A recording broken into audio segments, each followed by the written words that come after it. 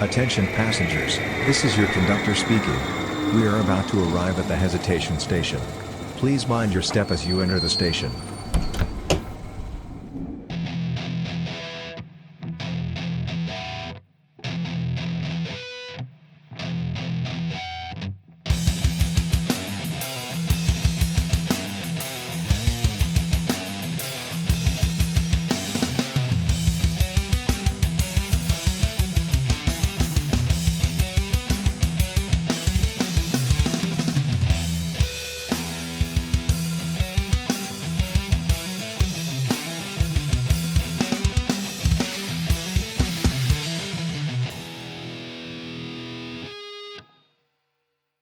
Ladies and gentlemen, welcome back to the Hesitation Station for part 2 of Voodoo Shenanigans with Juju and Lulu. Let's dive right in and get these questions answered. Oh. So, while we're on this topic, I remember seeing a post that y'all put up about having people put in questions. Yes. Did anybody put in questions? Oh, we got. Last time I checked, that there was quite a few responses. I'm glad. So the paranormal, my take on the paranormal. I definitely am a believer, that's for sure. Mhm. Like, I have seen things that cannot be explained.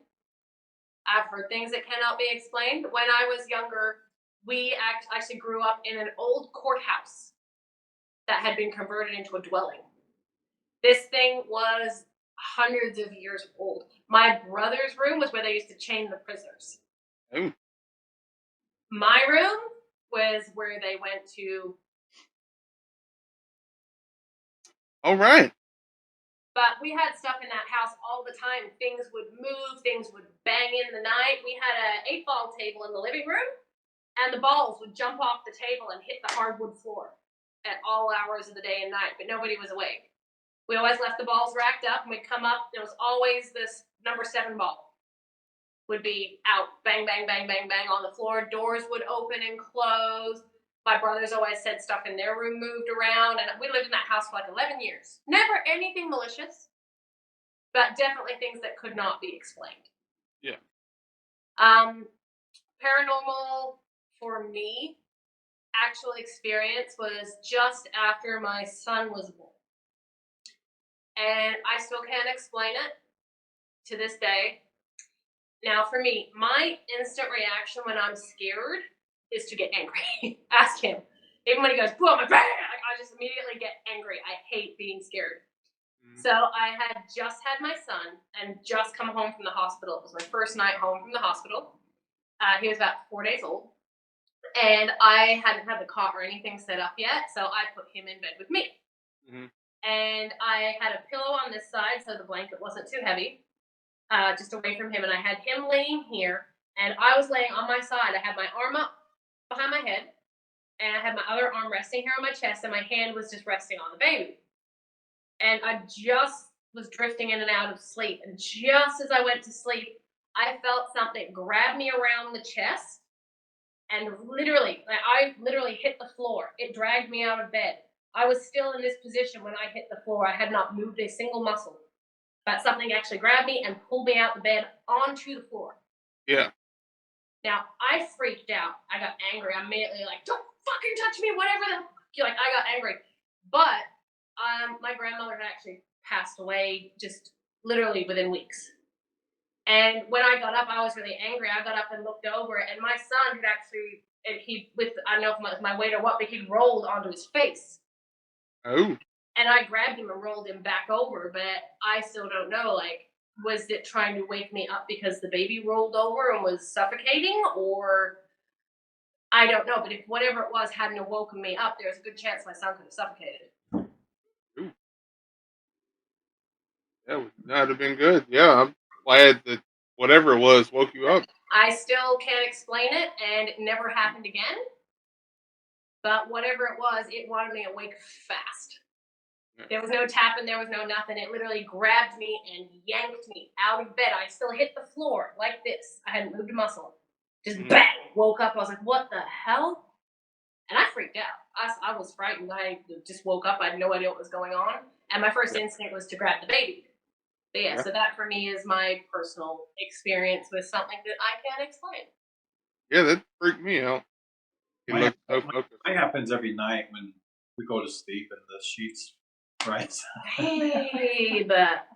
Ooh, damn, you stink. But yeah, we had so we went on Facebook and we put a post to see, and I wanted people to ask questions that they would want us to answer during the podcast, and we have a few of them, so we're gonna just go through and randomly pick out a few of them and answer them. I Okay. know one that was for Lulu, and let's see, I'll let you do that one. So that one's from Jerry Dunn. This one's for Lulu. Were there any haunted houses in the town where you lived there in Australia? Well, yes, I grew up in a haunted house. We also had, not far from us, the old Melbourne jail. So, yes, Melbourne. People say it's Melbourne. No, Born. it's Melbourne. Melbourne. Okay? Born. That's how Aussies say it. It's Melbourne. So we had the old jail, and for any Aussies that are tuning in, you'll know Ned Kelly was our most famous outlaw. And he actually was killed, sentenced to death in that prison. And they did it with a mask. He had a mask on. His mask is actually still on display in the prison. Ooh. But that prison is supposed to be like extremely, extremely haunted. Like people, I think about 13,000 people were executed there. Damn. That's a lot.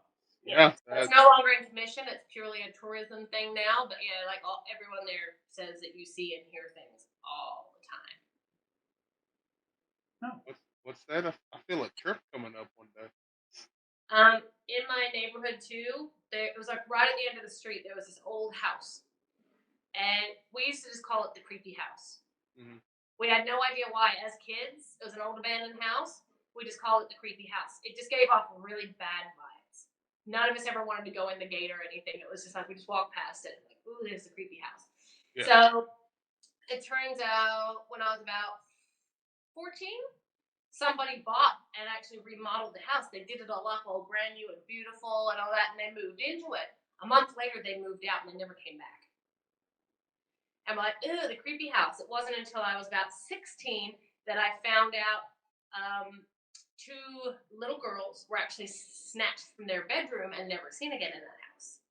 Oh. Way, way, way back in the day, like in the 1930s.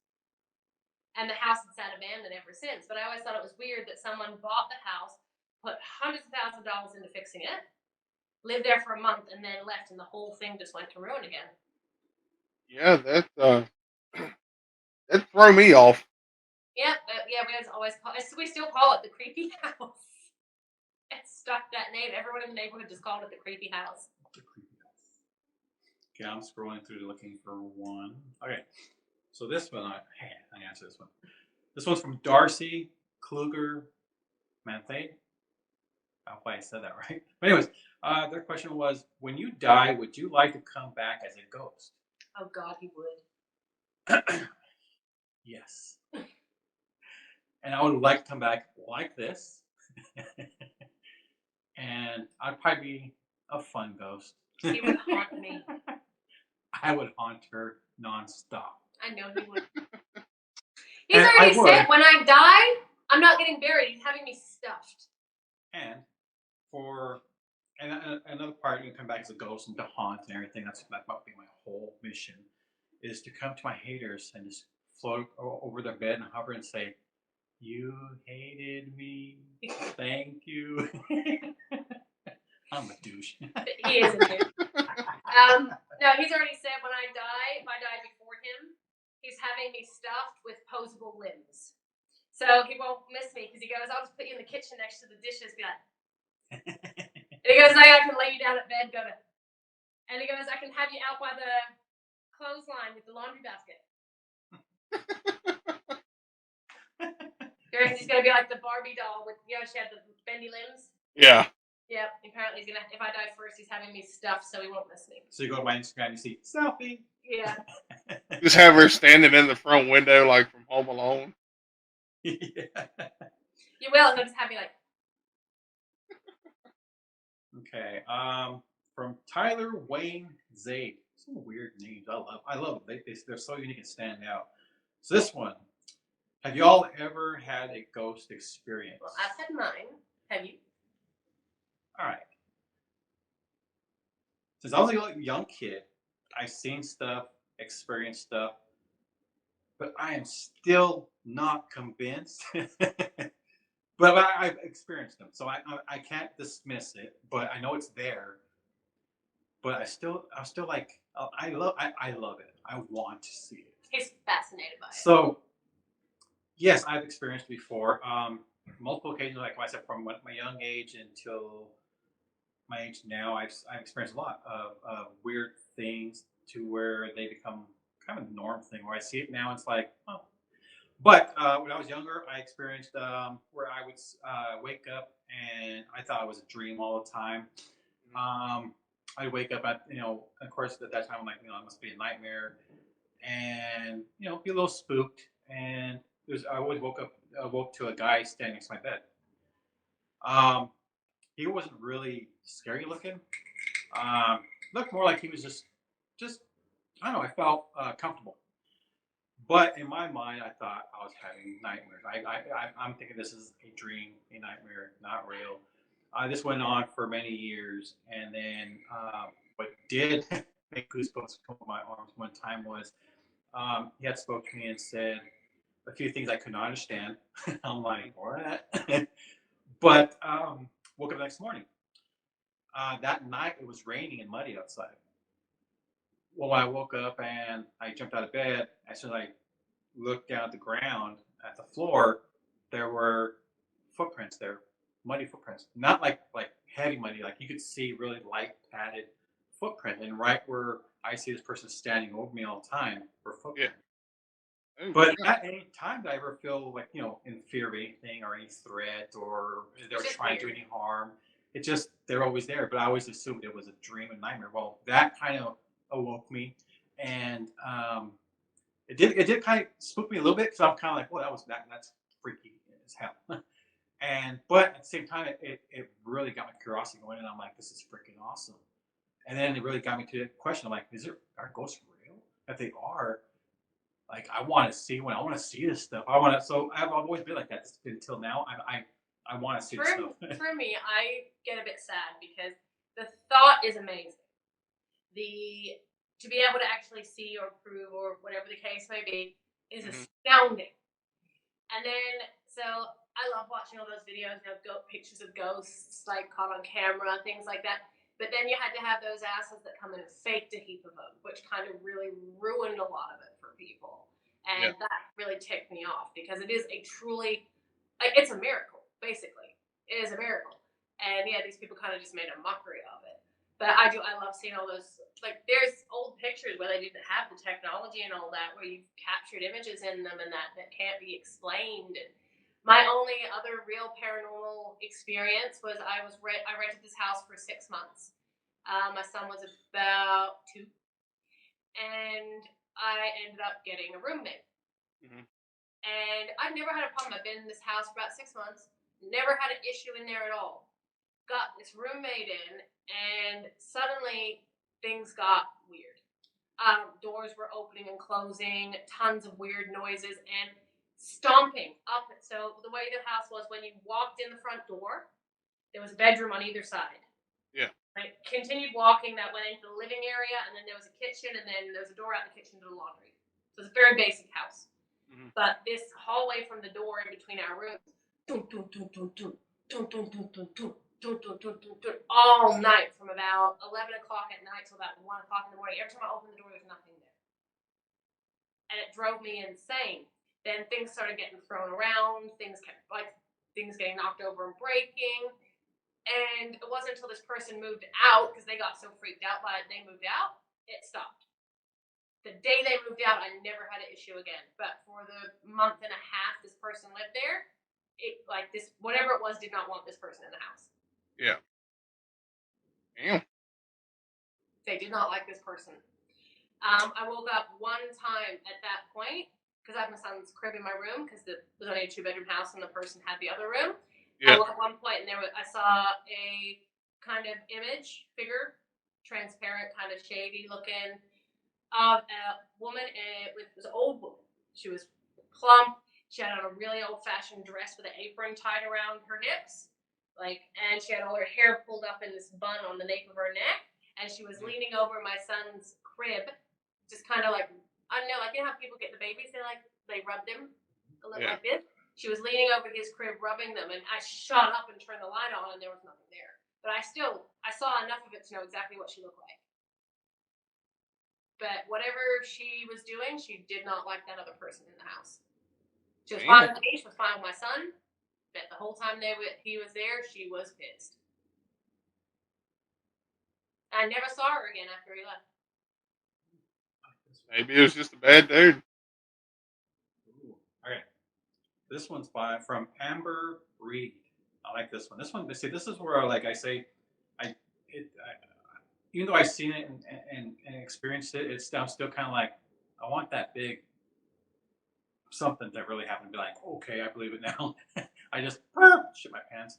But so in instances like this one here, this question here was Amber Reed asked, have you ever heard your name being called by the ghost that sounds like you're significant? Now, this didn't happen to me, but it did happen to my ex where I stayed in my apartment. Now, I experienced a lot of stuff in that apartment. And not just myself, but my dog, Caesar.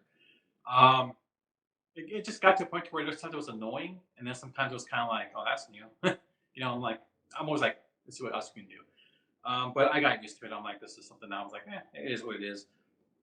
So she had went on one part of the house, and I was in the other part, and she came running through, white as can be, freaking out, tears, and she's like, were you in that room just now? I'm like, you literally just ran over here and found me here.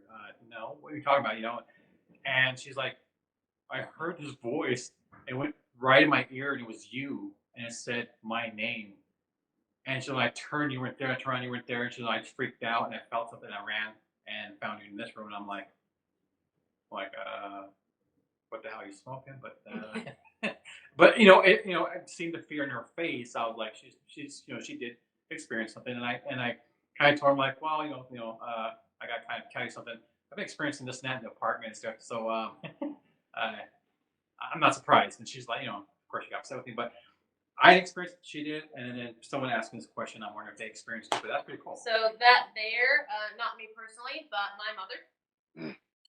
So as I told you, my grandmother passed away. This had been about 5 years at this point now, where I'm going.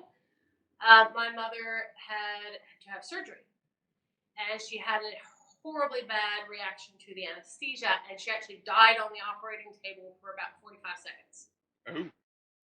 And when she came, it was strange. When she came back, she goes, I can't explain it, but I'm going to try. It's going to sound really weird. I'm like, all right.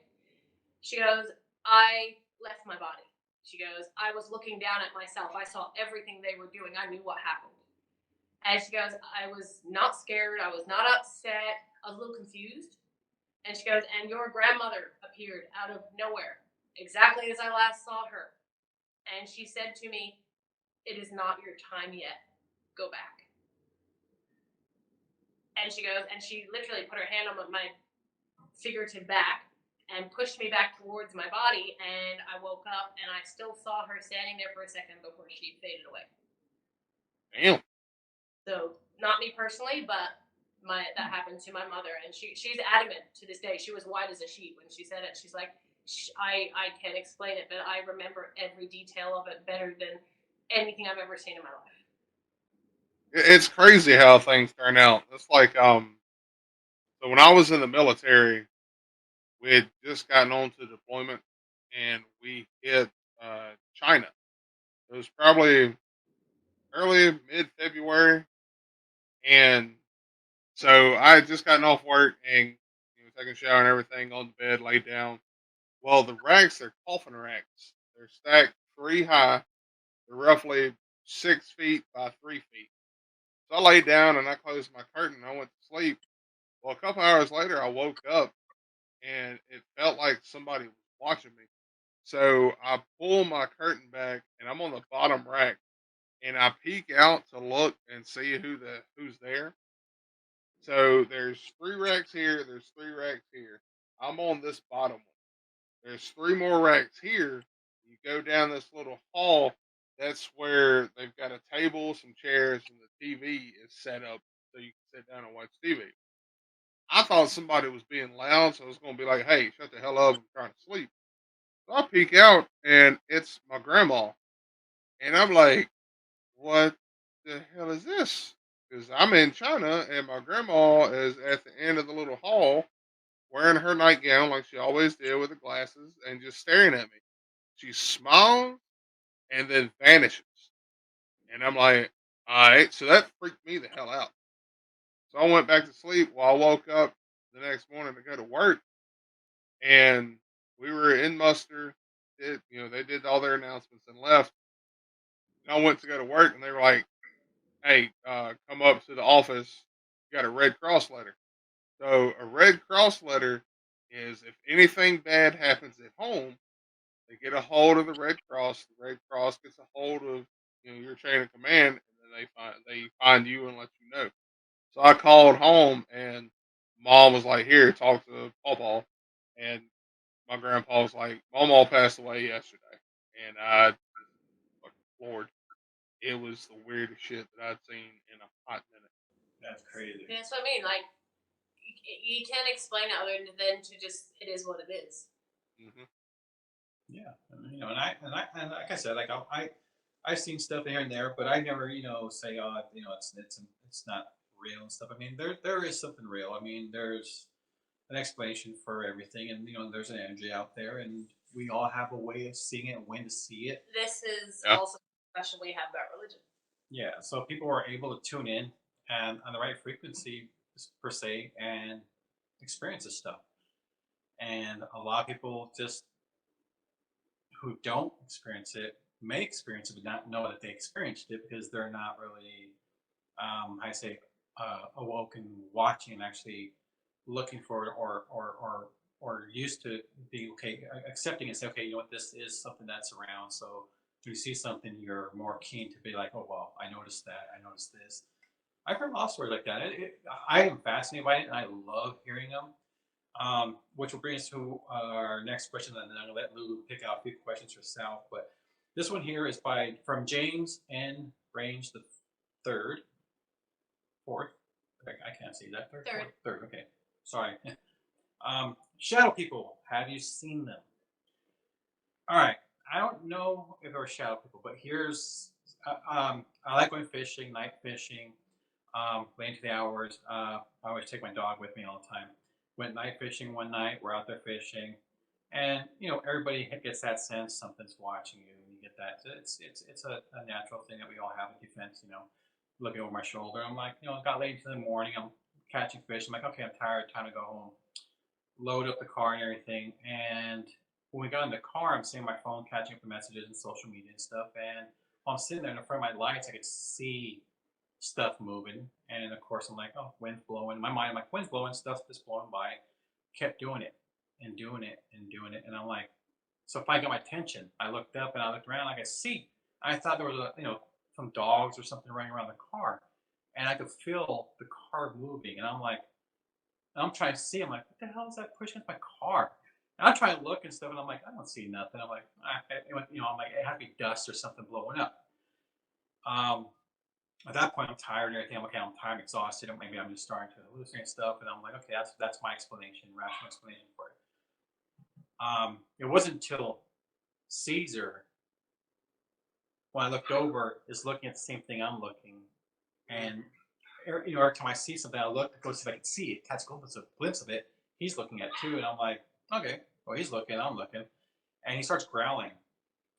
And when he started growling, the car started moving a little harder. And I'm like, wind blowing, coincidental, nothing to freak out on.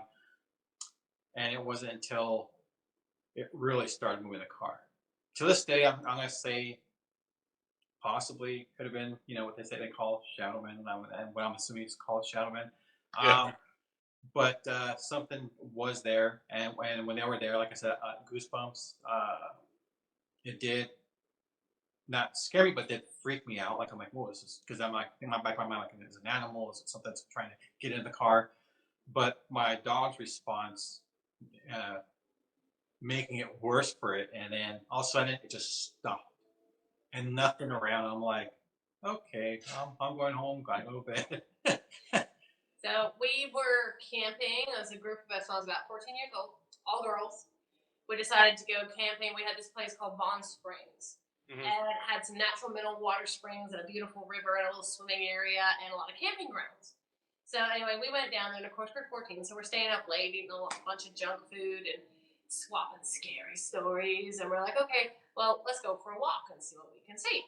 So we had our flashlights out, and there was 5 of us. And we were going for a walk, and there's a lot of hiking trails because the spring's kind of down in a little gorge down the bottom. You drive Yeah. in or down, like it's a pretty steep drive down, and you're like this. The main road. So there's a lot of hiking trails. So we were hiking up the trails. We got towards the top of one of the hills, and my girlfriend Haley went,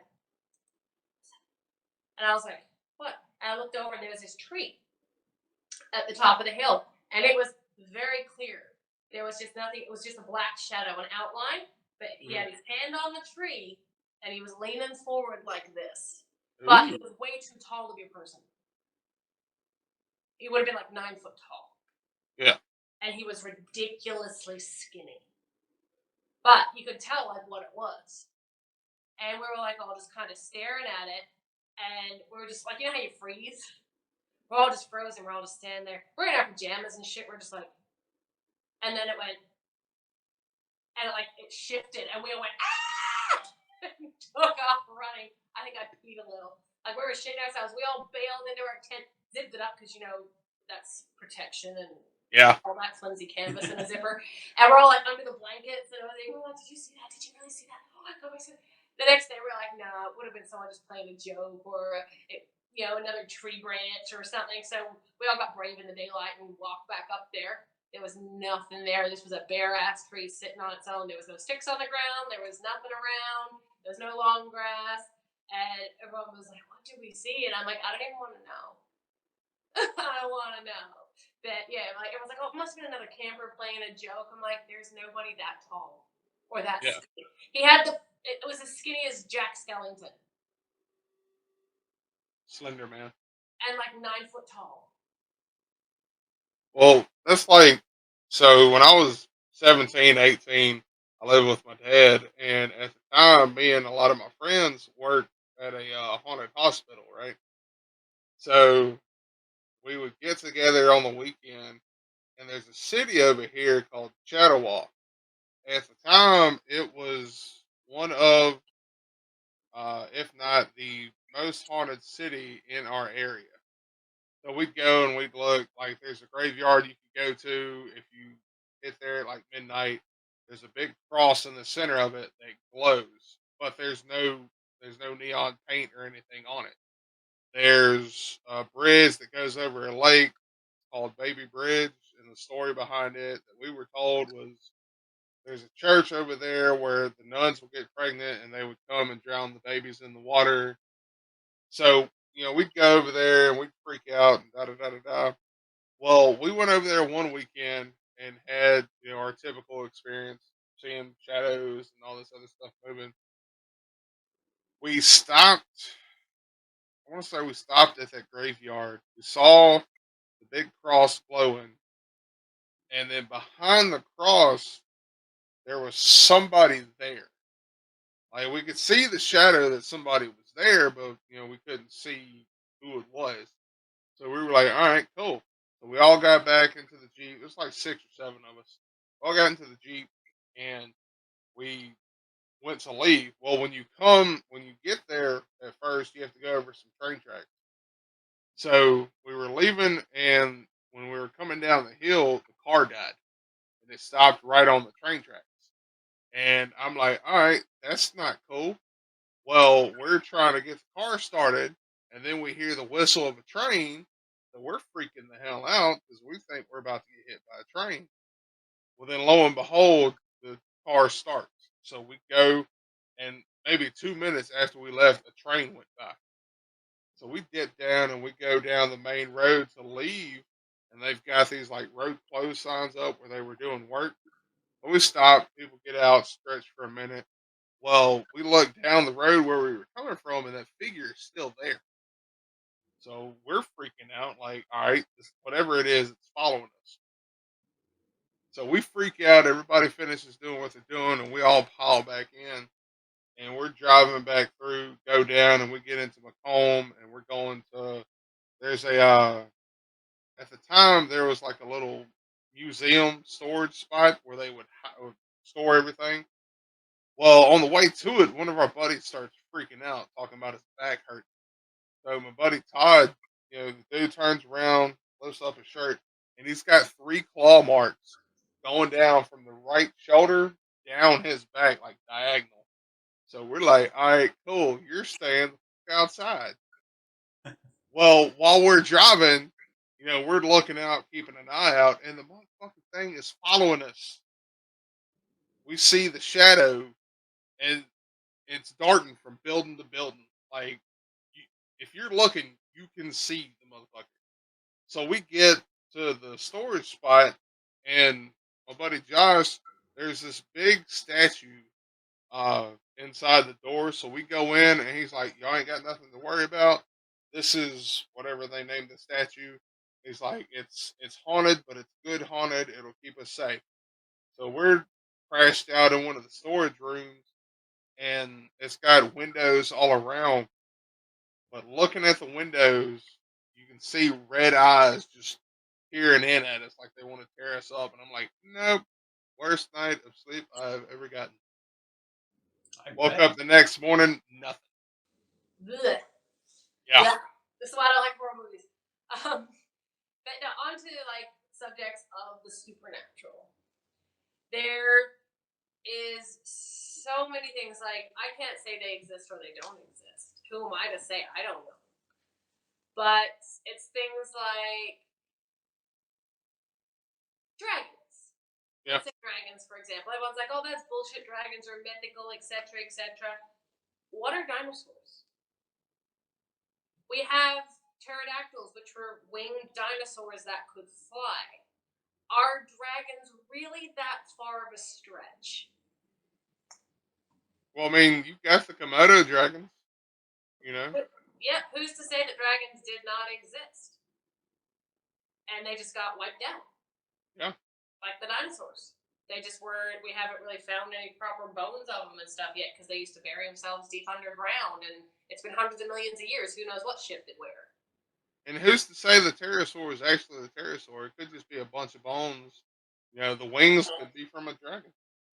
That's it. People, like, we don't know. To me, like, when people are like, "Oh, dragons aren't real," I'm like, that's probably the closest thing to an actual, like, feasible proof thing that I can think of off the top of my head. But it's like they say about, myths and legends. They all stem from somewhere. And Yeah. using dragons, for example, okay? Now, we have millions of different cultures, like, so many different cultures, it's not funny. We have, but think places like Africa, China, like all these different cultures that had never been near each other. This is hundreds of years before we crossed oceans or knew anyone else existed. All have dragons in their history. Yep. But they've never met or corresponded in any way. Yep. To me, It's that's like, enough to say, okay, there's definitely a possibility this is a thing. like And Bigfoot all and myths and Wendigo. legends have a grain of truth in there somewhere. They've got to start somewhere.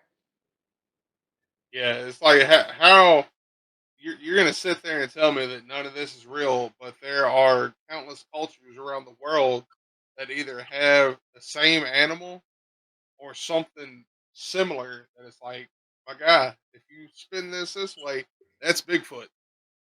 You know? Absolutely.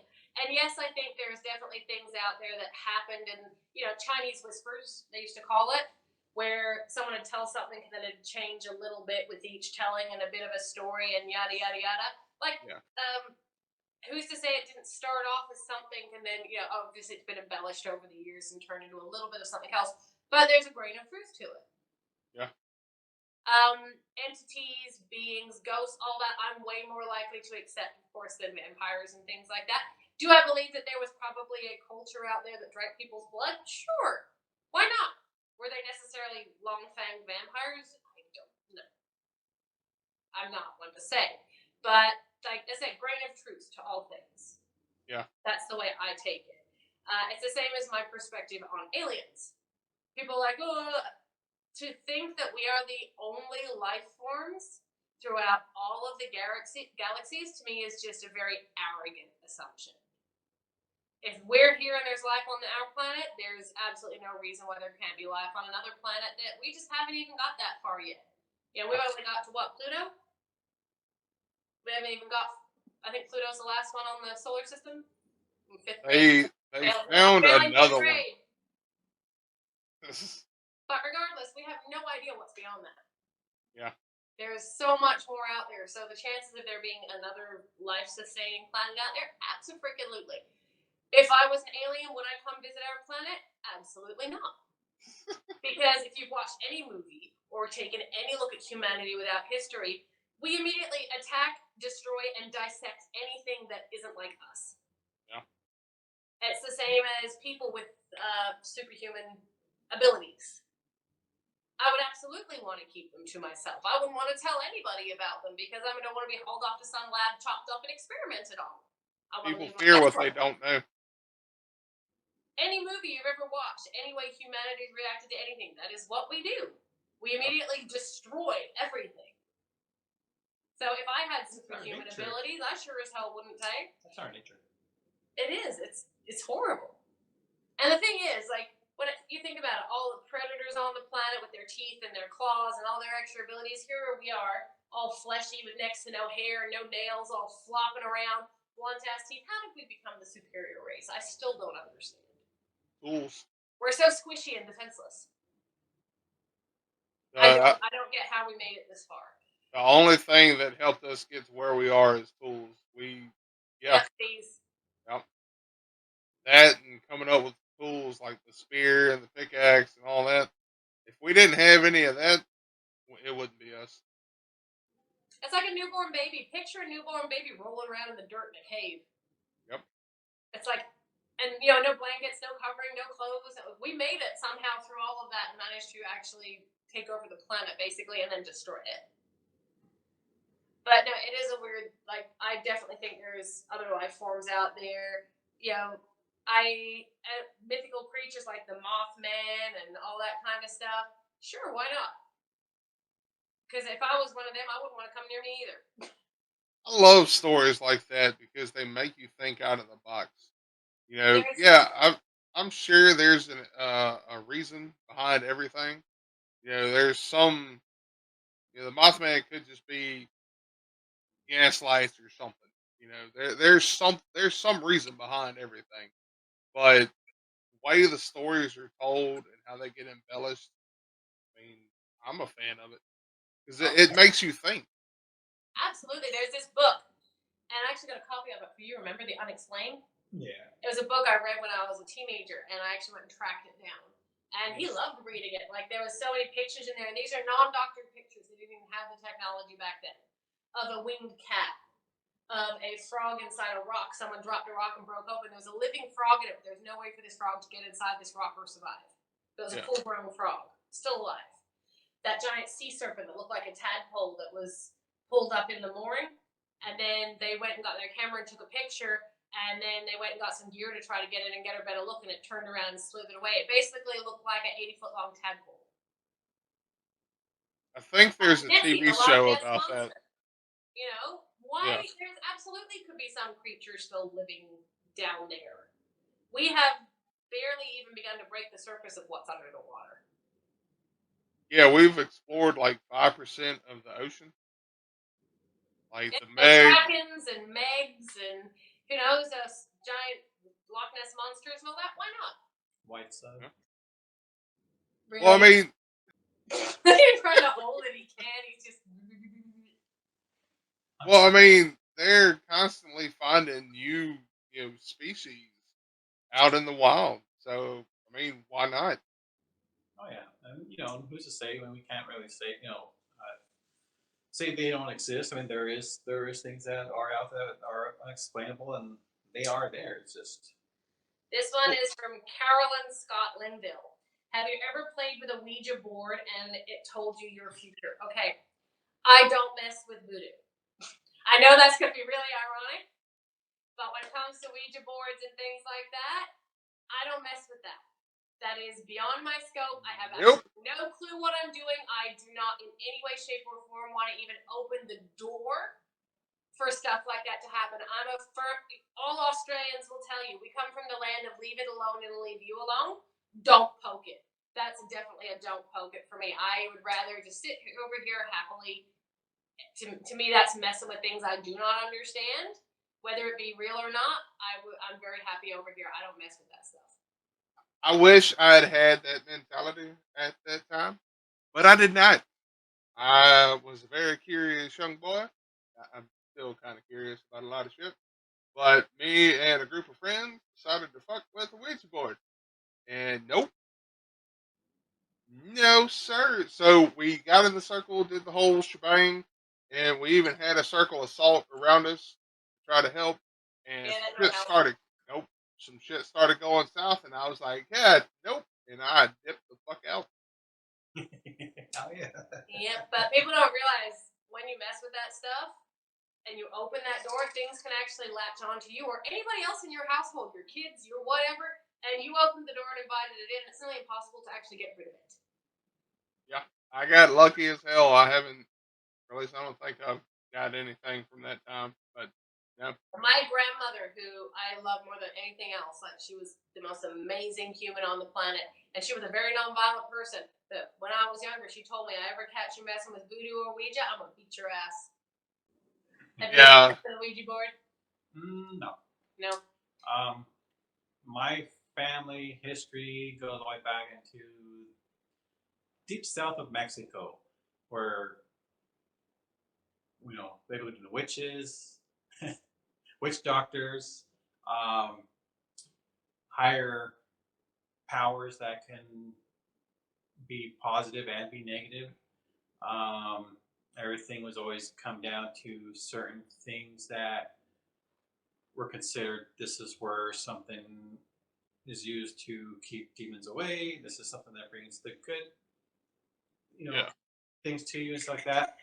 So as a kid, um, I've seen this stuff and been stuff around. I've been around all this stuff, and my family is the type of family that they still believe in doing you burn this incense throughout the house, the sage, and everything, and you ward off anything that's evil. And I've this and that. saged a couple of houses. I'm like, I don't know if it works or not, but I'm gonna do it. Yeah, but that's part of like something that's just passed on from generation to generation and taught to all yeah. of us.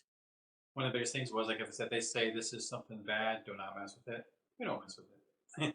We're not dumb. We're like, nah, we're not gonna gamble. And this is the sad part, actually, about voodoo. Voodoo dolls were originally not evil or malevolent things at all. People Yeah. actually created voodoo dolls for different things to bring luck or good fortune or happiness or health into your home. You would actually make a voodoo doll with a specific color and think about what you wanted to bring into your house. Your color was connected with what you wanted to bring. And actually, I have a little original voodoo doll of what they looked like. Oh yeah. Let me go grab one. But they weren't actually malevolent, evil, or like bad things at all. Which will bring me to the next question I saw in here earlier, which was How much wood would a woodchuck chuck if a woodchuck could chuck wood? Yep. I'm trying. It's so hard to guys. There's so many comments in here. Like it's you guys. It's hard to go through every single one. But there was one, and I'll find it here. But someone had asked what brought you to bring these characters to, I guess, the characters to social media. I guess how I came up with characters, Juju, Lulu, and all that. It's basically discussing that we're discussing the voodoo. Was that comes from a sense back into what my family has passed on generation to generation on good and bad, but mostly good, and how to ward off bad. My fascination with this type of discussion we're having and powers and energies and all that always got me, into focusing to the voodoo and stuff and learning more about it, educating myself about it, and that's where my character developed from. I wish I could find that question. So this here is a traditional voodoo doll. So, as you see here, it says the voodoo doll is made to represent a person. You can place some of that person's hair or a personal item inside the cloth to capture part of their soul. Unfortunately, in history, people have been seen using the voodoo doll to cause harm by sticking pins in it. However, the pins are meant to and colors of the pins are meant to represent what you want to bring to that person. So you'll see here he's got a multitude of pins in his chest in different colors. Yeah. It says here, so you take whatever you want from the person and you attach it to the doll. And the yellow pin is for success, the white pin is for positive energy, the red pin is for power, the purple is for spirituality, the green is for money and prosperity, the blue is for love, and the purple and black is to get rid of negative energy. And it's got specific spots you're supposed to stick the pins to bring this to that person. So you're supposed to get that and put it in and then give it to the person to help bring that energy into their home. But, over the years, voodoo's basically been turned into some mysterious, dark, evil, witches. Basically, most people, if you say a voodoo doll, their immediate thought is they're sticking pins in it to hurt somebody. But that's actually not what voodoo dolls were created for at all. A lot of things over the years get embellished and get a bad rap just because people don't understand the foundation of it. A lot of it, like I said, I've been fascinated with a lot of the stuff, and I'll research and educate myself on a lot of stuff, and it's always that question in the back of your mind. Why did always, like Lulu said, it stems from somewhere. So you can't help but think and wonder and question. It's there. It's just I don't think it's all bad. Same with psychics. Who's to say that? I know there's a lot of frauds out there. Don't get me wrong. I'm not saying I'm going to walk into the next store and go see the next psychic reader and get told my whole life. But who's to say there aren't people out there that are more in tune or have developed senses to be able to see the paranormal or hear voices we can't hear or see things that we don't see? Yeah. I don't know. I have no idea. I'm not psychic. I've never experienced it. So I'm one of those people, if I haven't experienced it, seen it, or have definitive proof of it, who am I to say it's not true? Well, see, going off of that, it's like with Marvel, you've got the X-Men and Spider-Man and all that.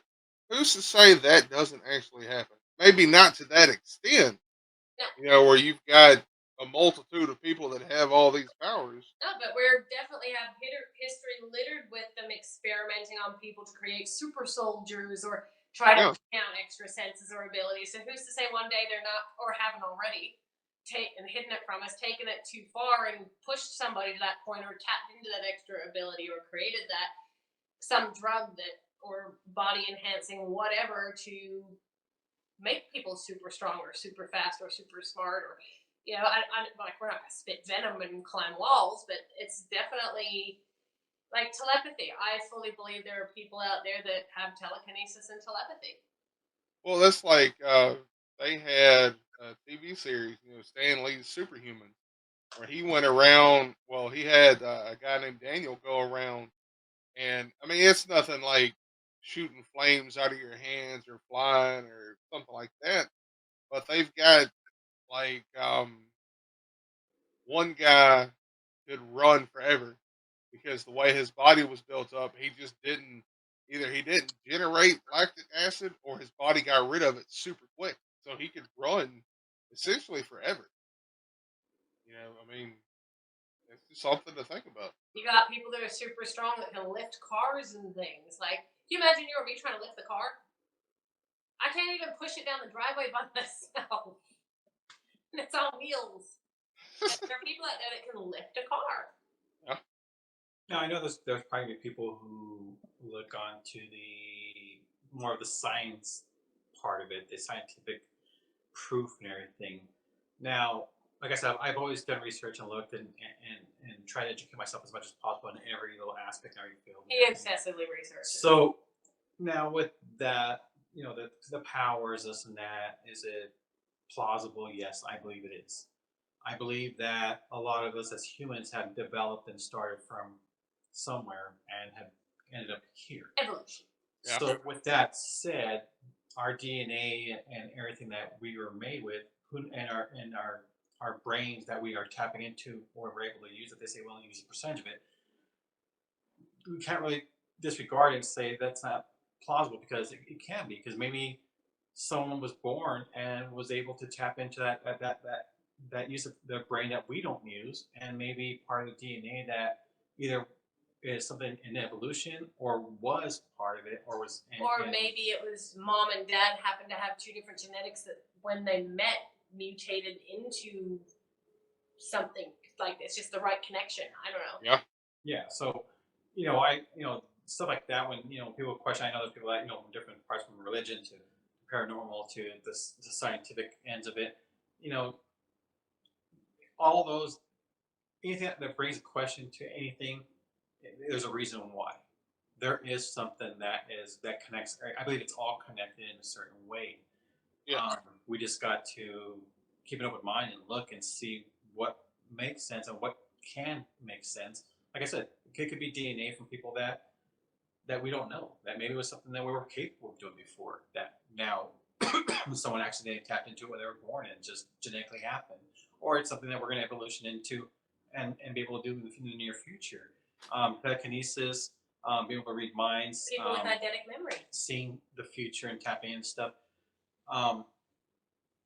What if that was something that back then people did tap into? Because I mean, you got people that had pyramids all around the world, or they saw, or they all had a certain, like, this alien form god that they all looked up to in the heavens, but they were all in different parts of the world. Yeah. That could be a combination of a lot of things. It could have been, maybe there is other life forms. Maybe it's just people were able to tap into that power of their brains, and maybe they're using it more back then, where today they can actually communicate with other minds, but not knowing that that's what they're doing, and they all had the same concept because of that how can I put it, that special radio wave that was going around. Yeah. Maybe we lost in touch with that, or maybe we're headed in that direction. I mean, there's so many different ways to look at it. Maybe that same energy is the same energy we think and are some ghosts. people are definitely born different. Like you have people who, as I said, are born with eidetic memories or are born geniuses, or you've got 5-year-olds that are writing entire symphonies when grown adults that have been practicing most of their lives can't. People have different abilities. And Well, the thing I kicked around before, sorry about that, was you're like, good. let's say back then, okay, so we'll go back to, let's take the Aztecs. They believed in a higher power, and it was someone, and look familiar to the ones, we'll say, with the Egyptians. Now, that's kind of just, get people's mind thinking a little bit. What if the ghosts are just energies from that side of the world that we're seeing, and actually kind of frequencies running into each other, and we're actually running into actual real people, and we're actually Like scaring each other? There's so many ways this could branch off to. It's just nice to sit there and think about it. We sit down and talk about this stuff for hours and hours and and I hours. love it. I'm like, oh. Well, I am officially inviting y'all to add me into that conversation. Oh, yeah. This is We phenomenal. go through everything from entities to religion to conspiracy theories, cover-ups. Well, things that we think have been around for a long time, or things that have been hidden, things that don't make sense, right down to things like the news basically lying their ass off. We watched something the other day where every newscaster said the exact same thing. Exactly the same thing, word for word, simultaneously around the world on their broadcast, but they're all supposed to be independent news stations that you tell me they're not being told what to say. Well, see, that brings me back to something that Juju just said. Going off the pyramids. Number one, if you look at them, they're all the way that they're laid out. It's all on the ley lines. That apparently has something to do with the energy of the earth and all that. But the main thing is, you said, keep an open mind. And unfortunately, a lot of people don't do that today. To me, as I keep saying, who am I to say otherwise? religion is something we don't talk about with people because religion is such a deeply personal thing. Yeah. But we say to people when they come in, they're like, "Oh, you want to talk? Oh, I'm Christian, or I'm Catholic, or I'm Jewish, or Buddhism, like whatever floats your boat." Okay.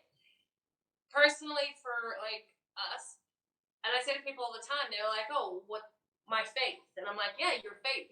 Whatever gives you the strength to get up every day, whatever being or higher power you need to talk to feel better or get through your issue or knowing someone's watching your back, just whatever makes you feel good, that's fantastic.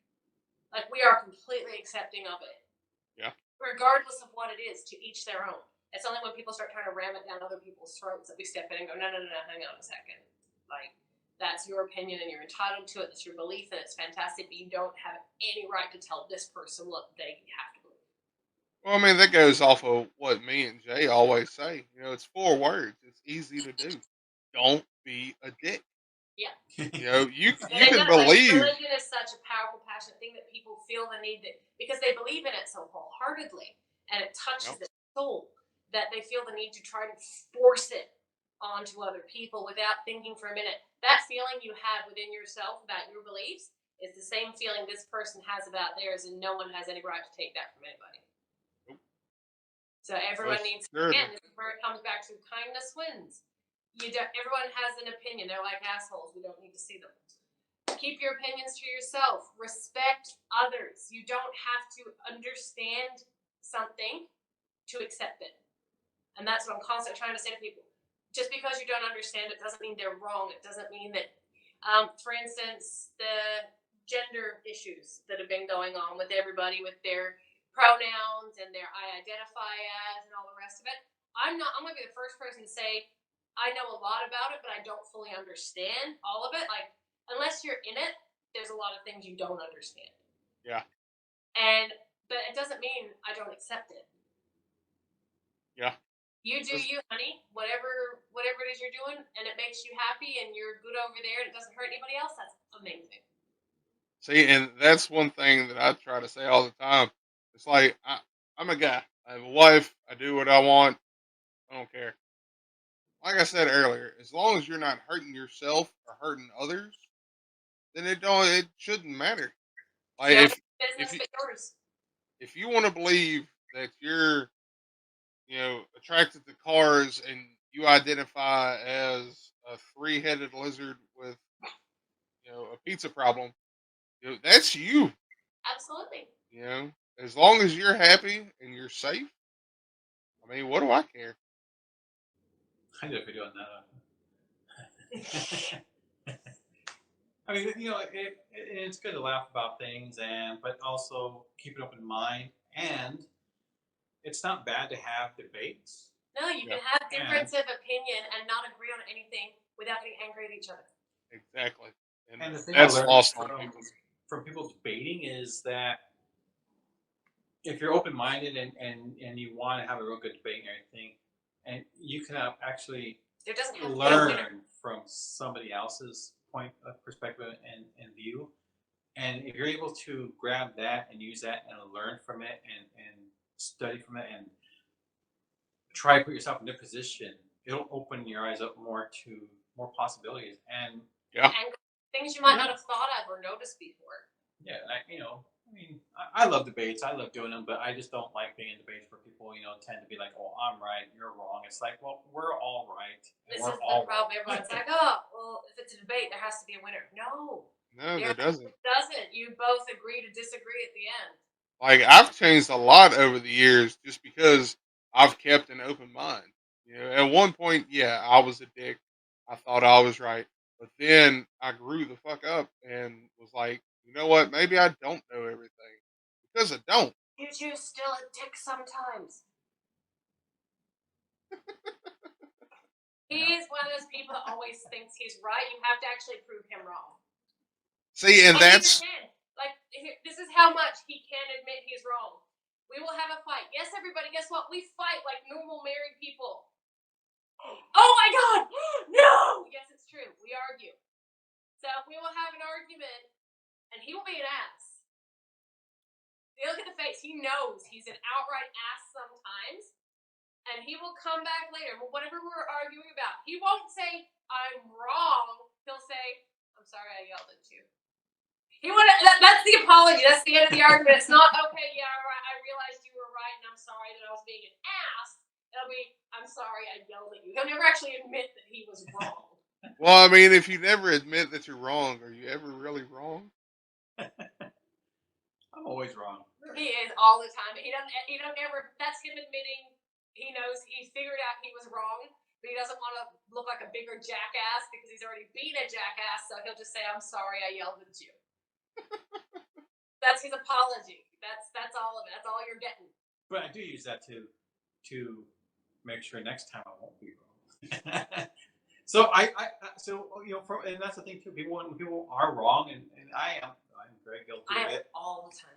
If I'm wrong about something and I do see like, okay, you know what, maybe I am wrong, I'll educate myself on it, and I will, because next time I don't want to be wrong, so I will educate myself and be like, okay, you know what, they were right, and in a way I'm like, you know what, I learned from them, that's awesome, and yeah, I mean that's the way it should be. It should be like, be able to learn from everybody else's. If they're right, yeah, it's kind of hard to pill to swallow sometimes. Not for me. I always. This is the thing. Goes, ooh, you. I say, excuse me. Every time I'm wrong, I always go, baby, you're right. I'm sorry. You were right. I was wrong. And he goes, and does his little ha-ha dance. Right. But I'll always say I'm sorry. He gets mad at me. I'm one of those people that apologizes even when I don't have to apologize. Like, he'd be like, oh, this guy was really bad, blah, blah, blah, blah, or like, I'm like, I'm sorry. He goes, what are you sorry for? I'm like, I don't know. I'm sorry. Like, My wife does that too. I will instantly apologize for things I didn't even do, and it drives him crazy. He goes, stop apologizing for everything all the time. It's not your fault. Like, I'm sorry if you're having a bad day. I'm sorry. And he does it all the time. He's like, stop it. But he will never be like, baby, you're right. I was wrong. I think like 3 times ever when he like really fucked up. He's been like, okay, baby, I'm sorry. I was wrong. And when he does that, I'm like, the axis is shifting. The world is crumbling. He does. He hates being wrong. He hates it. All right, let's get some more of those questions from you. You know what? I want to know this. All right, so we know how y'all came out and all that. So what are your goals moving forward? Like, I know y'all have the plushies coming out. Be patient, people. And then Juju wants to do the coloring book and the comic and the animation and all that. So what's on the agenda? It's different. It's funny. We actually have our united goals for our platform, but then we have our separate goals for our platform as well, which is going to be interesting going off individually. My goal eventually, I would love to know, I want to make 1 million people smile every day. That's my personal goal. That has nothing to do with anything else. It's my personal goal. If I could know that I made 1 million people laugh or smile every single day, that would be like mission accomplished for me. I'm not saying about having 1 million followers or anything. Like say 1 million, like when we still get excited when we get 1 million view video. We've had heaps of them. Every time we get 1 million view video, we're like, I get super crazy excited. So I'm like, I made 1 million people smile today. Like I get super excited. It's just a personal goal for me. And this is where we say to people, the more you like our stuff, like you have to hit that like button, leave a comment, and share it. You're making somebody else smile. And that is the whole point of what we do. We love making people laugh. Because we need more laughter in the world. Yeah. And we want people to feel part of what we do. And, we've had a lot of people come forward and saying, can I do something to be part of it? I can't do makeup. I can't do what you guys do, but I want to be part of it because you guys, are such an amazing inspiration. They'll send us some makeup or they'll send us some props to use in our videos or, all that. Send us suggestions and ideas. We love using those props. We always, like the flamingo suit came from Miss D. He still has that thing 2 years later and torments me with it incessantly. And people are like, I just wanted to be part of it, so I wanted to send this. And we love that. We'll try to use as much as we can here and there to sneak everyone's stuff in. And then a lot of it isn't. I know everybody wants these. This is a raw one. A lot of it ain't material stuff. It's being able to, like she said, liking our videos, sharing with somebody that you feel can have a good laugh, or you know, enjoy what you're enjoying, watching our stuff alongside with you, and be able to have that discussion. And that also brings people back together. I know social media tends to, people get stuck on their phones and they kind of, separates them. So we want to be able to bring them back together and have something in common that can actually share with each other, talk about, or have fun, and be able to say, or like my finding tonight videos, when they get stuck in your head, share it with your friends, your family, and whatever. But it's bringing you guys together, that's one of the biggest things that we try to do. We have the couples in the comments that say, me and my husband race each other to get to your videos first so we can send it to the other and be like, haha, I saw it first. That makes our day. Like, that makes us laugh. And that shows that we're making progress and towards our goals on making people realize that, laughter is key to everything. There is an escape. Money does not buy happiness. To where you can go away for a minute or 30 seconds and get laughter and share it with somebody else who may need it. One of the biggest ones was being seen around the world. That blew That's his personal my mind. I still can't, when I see people from different parts of the world commenting, I'm like, that's freaking amazing. Like, that's cool. One of the biggest things as well is letting people feel like they can express themselves and be whatever they want to be and try to be whatever they want to be. Despite, this world's yin and yang. You're going to have your good with your bad. You got to accept it. Yeah. But be more comfortable with yourself and be able to be what you want to be. If you want to make it about great, you want to do something else, then fine. If your niche, like I said before, is everybody has a thing, hating the world and talk about how much you hate everything and hate some people's pages, then that's go over your there thing. and do it. That makes you happy. Then do it over there. It doesn't matter if you knit, if you crochet, if you paint, if you draw, if you sort beads into different containers. Like, everybody has a thing. And everyone's like, I don't have a thing. Everybody has a thing. You might just be good at talking. Sit down and talk to people. Yeah. Like, everybody has a thing, and you deserve, if you want to, share it with the world. This is where we have what we call watchers, and we have what we call creators. So people who want to be creators, that's great. Do it. You'll find something. But the biggest thing here is find what works for you. Don't copy other people's stuff. We have people that come in all the time. They're like, I want to do your paint, or I want to do what you do. And they'll copy our videos, move for move, word for word, and it falls flat on its face. And they're like, I don't understand. It's like, because it's not you. You can't be you by being someone else. The reason we are so successful is because it's very natural for us. We're just basically being ourselves. We're having a lot of fun, and that goes forward. People are like, I can see how much fun you have. I can see you're having a good time, and it is a vibe. And people pick up on that vibe, which is why they love watching our stuff. You need to be yourself. Stop trying to be something you're not. And this again comes back to know your worth, find what it is that's you, and roll with it. And this is the other thing. Don't expect to become social media famous overnight. Okay, people are like, oh, my video only got 80 views. That's 80 people. If you had 80 people sitting in a room staring at you right now, you'd be like, whoa, that's a lot of people. 80 views is good. 80 people watched you. I'd be like, why are you in my house? Only 10 of them liked it. That's still 10 people that, if 10 people stood in front of you right now and told you were doing a great job, you'd be thrilled. Yeah. For us, we can have a 1 million view video. I think we're on TikTok right now. 1.2 million, right? It's only got 170,000 likes on it. Out of 1.2 million people that watched it, that's 170,000 people that liked it. To me, if I had 170,000 people looking at me right now going, yay, I'd be like, that's a lot of people. But it doesn't matter if you get 5 views, 10 views, 100 views. As long as you get one like. One like, that means one person likes what you do. That one person stopped and watched your stuff and said, hey, this person's great. Thumbs up or a heart or whatever it is, whichever app you're on. If you only reach or touch one person, even if nobody does, but you feel happy doing what you do, that is enough. And if you are happy doing what you do and you truly enjoy it, it will show and people will pick up on it and you will do your thing. Not everybody can cosplay. Not everybody can knit. Not everybody can sew. Not everybody can cook. Yeah. Find your thing. So one of the biggest things I want to try, majority of them have already been reached, and one of the biggest things, since a lot has happened on social media before, with negative and bullying and everything is I want to be able to bring back what people lost track of. What's important is being happy and do what you want to do. Be yourself. Do what makes you happy, and if it entertains other people and they love it, awesome. The people that do come to your videos and like your videos, every single person, like she said, if it's one or a million people that like your video, if you learn to appreciate that one person that you reached that day and were able to make a smile and they felt that you deserve that like, and that's their way of saying thank you. If you appreciate that person, you will continue to grow and touch other people's lives.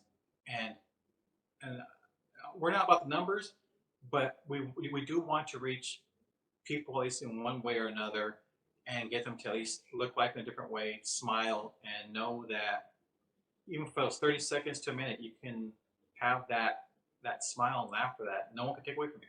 And it's amazing. Yeah. Our videos reach so many people in so many different ways. Okay, we have couples that say, "Hey, you guys actually reminded us that we used to joke around and have fun. Our marriage has been, really crappy lately, but watching you guys, we used to be like that, and now we're messing around a lot more and having a lot more fun, and it's really helped repair our relationship." So there's that. There's other people that are like, "Hey, I'm in a dark, shitty place. I come to your page to escape because when I'm watching your videos, I'm laughing and nothing else really matters. So thank you for giving me that break for the day." We have other people that are like, "Oh my God, you guys are so artistic. I love your makeup. You've inspired me to draw or paint again. Mm-hmm. I haven't painted in years, but you make me want to do it. So I'm going to do it." We have people that come over and go, "Oh, it's so nice to see you're so confident in yourself. Both of you give me my relationship goals for the future." Other people are like, "You made it okay to show me that it's okay to be weird. It's okay that I can't." Like all of this is from one video. I've got 50 different reasons of why people reach out and say thank you, and that is why we do what we do. Yeah, and we want to make sure everybody understands that we appreciate everybody that's following us. Every single one. And I know we can't get to a lot of people and answer their questions or There's read only all their 2 comments. of us. We do try, but we want you guys to all know and realize that we do truly appreciate every single one of you. And I hope anybody else that you follow does the same and appreciate you guys for the support and love you guys show, because without you guys, They're nothing. we would still continue what we're doing because we love to do it. It's the thing we would be doing. But a lot of people that grow on social media and they get big heads and they lose sight of why they started. Yeah. And it does just become a numbers game. And I'm sorry, but a lot of them get almost what we call a God complex. And they start lording it over. I've got so many followers, and they start using their platform for the wrong reasons. They start using their followers as their own personal army or milking them for money and trying to make a living off of it. We have people that use their followers to go and troll and bully other people because they know the power of their platform. They don't like this person. They've had a beef with this person. They're going to put something up, and all those people are going to run over there and harass them. There's people who don't appreciate their followers at all. We had one who was very popular, and he got a big head, and it was very unfortunate because we lost our friendship over it.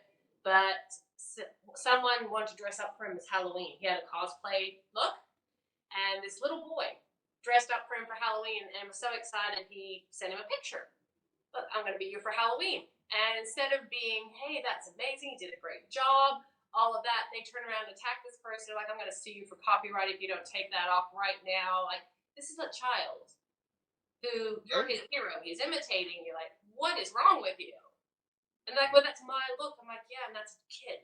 Like, the fact that you were his hero before you did that, and for out of everything to Halloween, he wanted to be you. To me, that's amazing. I'd be like, "Send me pictures." Yeah. We would have video chatted and been like, "Hi!" We would have been all excited. One of the things would be I know soon it's going to happen. We already went and filmed it, but to be on TV as our characters and show the world who we are and what we do, and kind of bring back that old kid in everybody that used to watch those Tom and Jerry cartoons, the Bugs Bunny cartoons, the slapstick comedy we saw with wake up every Saturday morning. Slapstick comedy is a dime word. And laugh to, and kind of bring that back out, everybody, and be like, hey, what happened to all that, guys? I mean, we're still there, and I'm just trying to bring that back. And for the final thing, the biggest thing for me is to leave a legacy behind. I want to leave my footprint on this earth, and hopefully the kids and everything can look back at all the videos and see who I was, what I love to do, and either enjoy it, push it, be proud of it, and always get to see me. So that's the biggest one. I can dig that. I can get behind all that.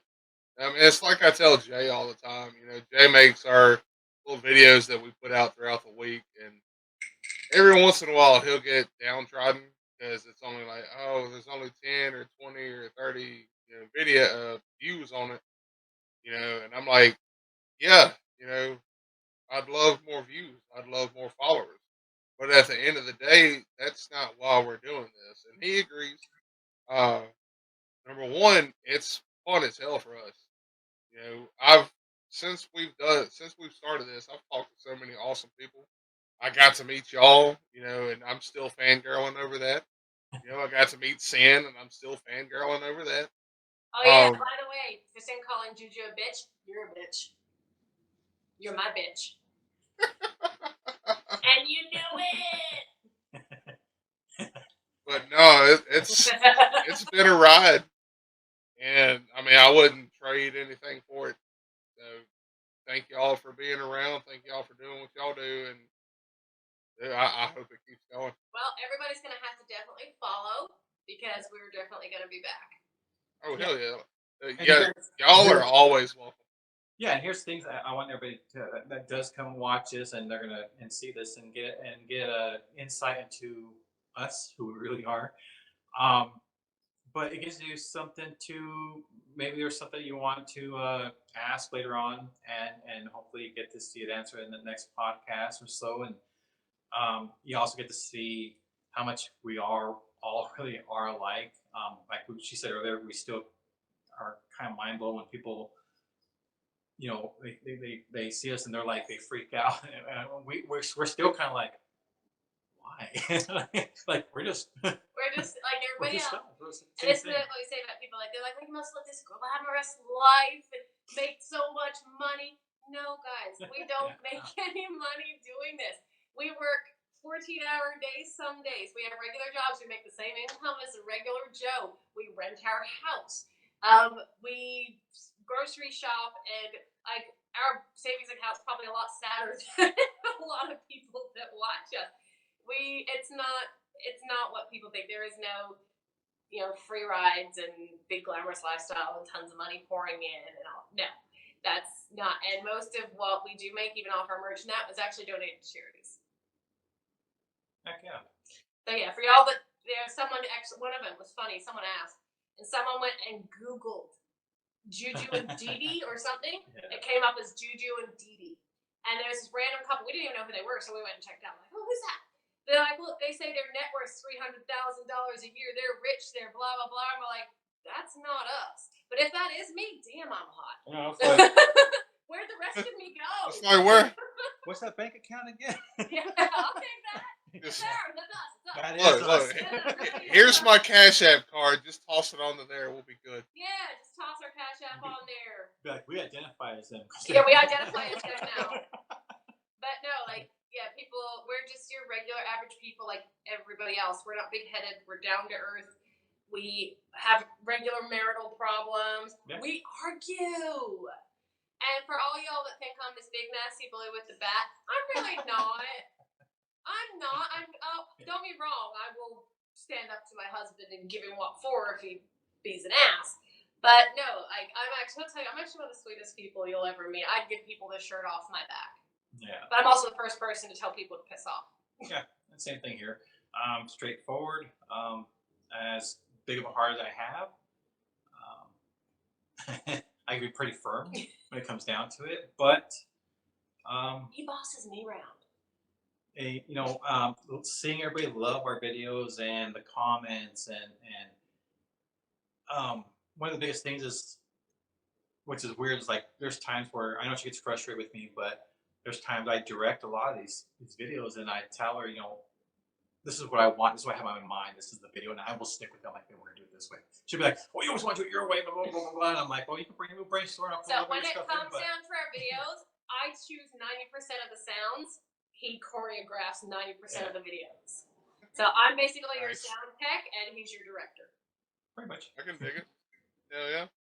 I pick the sounds. He directs the videos. But occasionally I'll step in and throw in a different idea. And he's like, hey, that'll actually work better. And we'll like mush in the middle. But to save arguments, usually, sometimes we'll have a video, a sound, and we'll do it my way, and then we'll do it his way, and then we'll go back and rewatch and we'll pick which one we like. And we are doing a lot of reversions of our older videos that people loved. And so Bosco is coming. Yes, Bosco is coming. That one's going to be amazing. Need you to work on that for us because we have a plan for it. So I need. Okay. Y'all are gonna meet Bosco. Just keep on working it, and then eventually it's going to be the intro that we want to put in our video, and we want an intro. So we figured, why not get somebody we know, somebody that we got to meet, and that's just our way of saying, hey man, thanks for everything you've done for us and everything, and having us on the podcast and everything. But we're doing a lot of revisions to these videos, and a lot of it, I know some people are like, well, I've seen this, but this one actually is pretty good, or this one's better than the last one. Don't be afraid to say, hey, this one was better than the last one, this one's worse than the last one, or whatever. What we're doing is there's two of us. Mm-hmm. So there's two different versions that we're making with these. And sometimes we actually come with a better version. We actually come with a better version, and we're like, let's try it. And there's some stuff that we're afraid to try, because we're like, well, how can we react to it? Okay, so for instance, y'all laugh your ass off when I beat the crap out of him. Yeah. The one time he hit me, y'all lost your goddamn minds. Yeah, I heard about that. Everybody went absolutely nuts. I'm like, hey guys, that's not fair. Yeah, what the hell? Like, you all crucified him. Y'all were coming for him. And it's just a joke. We acted out. Yes, I occasionally bop him with the bat by accident, but we don't do it on purpose. He's like, accidentally? You tell me, swing through. She does. I do. I tell her. I'm like, babe, just swing. And she does. She'll do this stuff. She'll get the bat, and you'll see it, and she'll kind of... hesitates. He cries when I hit him. And I'm like, no. Swing it.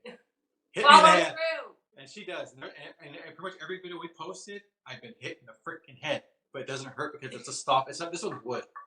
We don't use the wood one. We use a soft one. The soft one, now, don't get me wrong, it has a little hard center in it, and it's cushioned around. It doesn't hurt, but it does leave like a thunk. When I clipped in the ear, though, that one had the ear ringing for a while. But we have doing it. We have tried before where... And we tested this. We have a video already, the past 3 or 4 videos where, what was it? Where I smacked you in the back of the head. Yeah. So, and everyone was like, you did not just hit me. So on that there's times in the videos you guys watch, I want to try to get her actual freaking expression, her real expression. So there's times where I won't tell her what I'm going to do.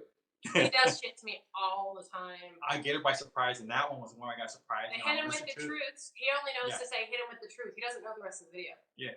Now we've discussed redoing some of the hitting with the truth, and we've debated because it's like, for me, it's like, well, when I first heard it, it was awesome recording because that's my actual expression and first time ever hearing it. I'm like, holy shit. And I'm on the fly trying to think of how I'm going to do this. I'm like listening at the same time, like, whoa. And then I'm like, this is fucking funny.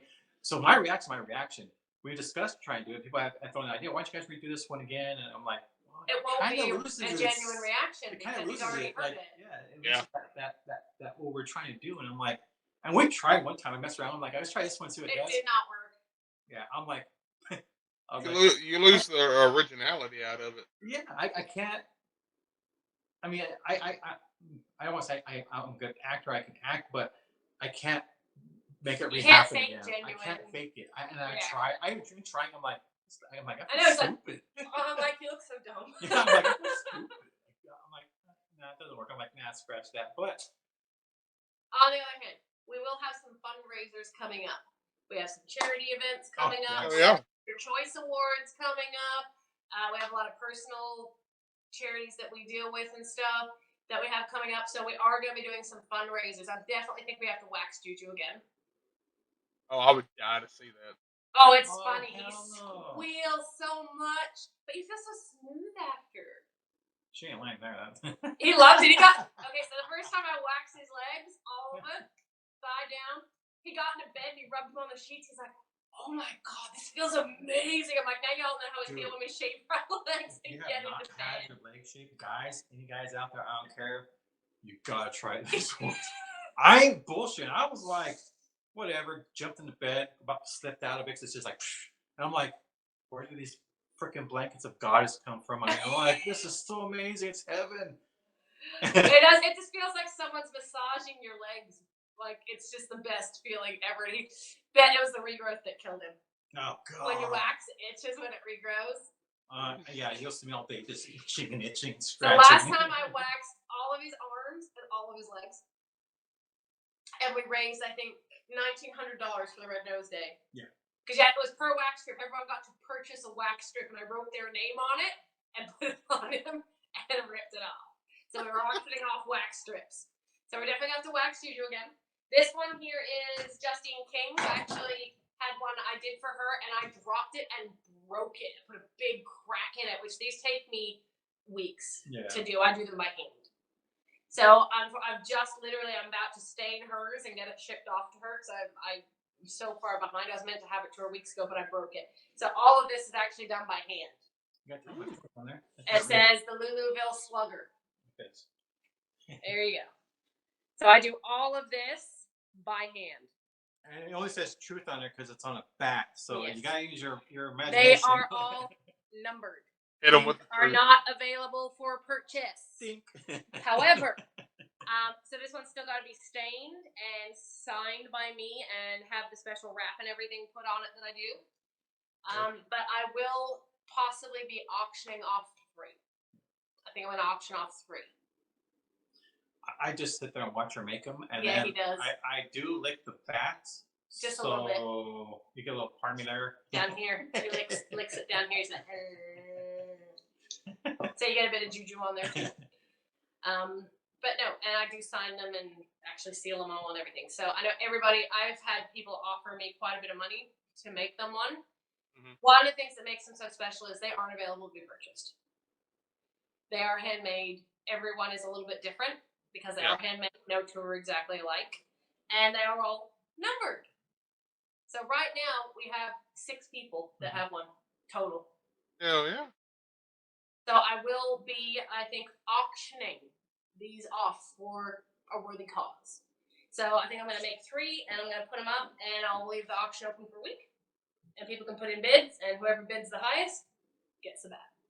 Well, once you put it up, let me know and we'll share the shit out of it. We'll probably use so the bats these are too all in the for videos. worthy causes. Yep, and if you really want to, I'll actually use the bat in a video and you'll know that your bat was actually used in one of These our videos, videos. you will see me tuck it. That was our hurt. That will hurt. They're heavy. Those bats are solid wood. They're super, super heavy. Hell yeah. To talk about the waxing and everything we did, which I did before. Yes, I do hate it, but for a good cause, I do it. I don't like it, but I've seen Juju in a dress. So we've done. There's a video. If you guys go back to our reels and go all the way down to the bottom, you'll see where the wax wars begin. That was during the time we were raising money and everything. That the last video where I'm walking around like was it? It was off of a Toy Story. Yes. He's gone. It's all gone. He was hairless. I was completely hairless except for my eyebrows and my eyelashes. Someone paid $1,500 to wax his paint. Yeah, everything was gone. So that one he had to stand like this off the camera and just hold on to the chair because we can't do it on a live. Yeah. So I had to just stand behind him and oh my god, the scream. The scream. But I can imagine. I'm not waxing down there. And everyone kept going and going and going. It's like, fine, $1,500 and I'll do it, thinking no one would do it. Next thing, bing, we see it hit the PayPal thing for the charity, and he's like, I was like, confirm it. Confirm it. I had to go in and Surprise. check the show. No, it's definitely in there. I was like, keep my big freaking mouth. I also did, I'm like, everybody had to make donations. It was towards the end of the thing, and I'm like, I'm done, nor wax, I'm done. And I was like, there's no way. And I just threw a number out the top of my head, just A being a smart stupidly ass. ridiculous number. And I mean, as soon as I said it, like within like a second, I heard ding, so if you got a PayPal, so I'm like, I see everybody's faces, I'm like, no. It's at that time Juju fucked around and found out. Because it was his tank. I was said, $1,500, I will like mail this to you. You can have your bit of Juju. He's like, no, you're not sending him my pubes. So those for you after watching this podcast, when we talk about how these videos come to be and what we put into everything, you'll get more appreciation for them. Like the wax wars. We were doing this, and these were actually like there's times in the videos where I'm actually waxing myself. Remember when I put my arm and I had it on it for so long, it melted. Yeah. So when I tried like yanking it off, and it freaking hurt, and I had no hair on. It was just, I was already had it been waxed. And I'm then like, when he ripped it off, it was bleeding. So in the video, and you'll see me, it was a sound where I'm like growling. I'm yanking it. It's on there like it. I ripped it off and it hurt like. Yeah, little spots of blood. Yeah, you can see little red spots. I'm like, holy crap! I'm like, that's. But for anyone asking, Glee wax strips takes off every hair. And yes, I dressed in drag before. I've done that to raise money for foundations. It is still a screensaver on Sin Miles' phone. That son of a bitch. You're an asshole, and you're a biatch, because I know you call me biatch. I watched the podcast today. And he has it on there. It was a prank. It was mostly like, okay, he was trying to follow me, get my attention, and he wanted me to follow him back. And it was like a little game. He turned into a game. And I said, one of the things was, if you put this picture on your phone as a screensaver for a month, but that would be punishment for him. Turned out to be entertainment for him, and he still has it, as far as I know, to this day. 2 years later. And he still has it. Now this is Juju in a pink and white flowery low-cut dress, okay, with long red hair, full makeup, giant drag lashes, red lipstick, and he's going. Now, funniest part is, Sin went out on a date and didn't think anything of it, because this thing's been on his screensaver, for 8 months at this point. Didn't think anything of it. Put his phone down. The messages are lighting up so you can see what the screensaver was. This chick completely freaked out and she's like, "It's a girl on your phone." So the fact that she thought it was a girl on his phone says kudos to me, because I'm fucking good with my makeup. But he had to be like, "No, that's my friend. He's a dude." But we gave his alter ego the name Jessica. Her name is Jessica. I would love to try to do that again. So if we might do a drag fundraiser and get him all pretty. Depends. We'll look into that, because, like we said, we want to maintain our, our hidden. I know, but I could do it in a girl way. Yeah, but I go and do what I can to do to help raise money or things like that, and I have fun doing it. I know sometimes it looks like it's painful. It kind of is, but trust me, guys, if I wasn't wanting to do it, I wouldn't be doing it. I do have fun doing it. I enjoy doing it, especially when it's for the right reasons. I love it. I have a good time doing it. Well, let me know when it pops up, and I will share the shit out of it. Well, when we do the waxing, it will be on a live stream. Okay. And I will tune in. Okay. We had last live stream, everyone was screenshotting and screen recording all these best squeals and putting them into little compilations and sending them to him for weeks. No. I had to relive every wax trip. Damn. It was fun, though. It was fun. I had a good time doing it. Good. Well, my guys, it's been a blast. Always is. Yes, definitely. We had a good time. I know we went quite a way talking. I think we covered everything, though. I think we did. I'm cool with it. I had a blast. So, guys, like I said before, follow them. Keep an eye on them. They've got a lot of stuff going on. Come see us again. Facebook, TikTok, Instagram. We're both everywhere. Y'all be safe and have a good night. All right. Bye. Laters. Attention passengers, this is your conductor speaking. We are departing the hesitation station. Please stand clear of the closing doors.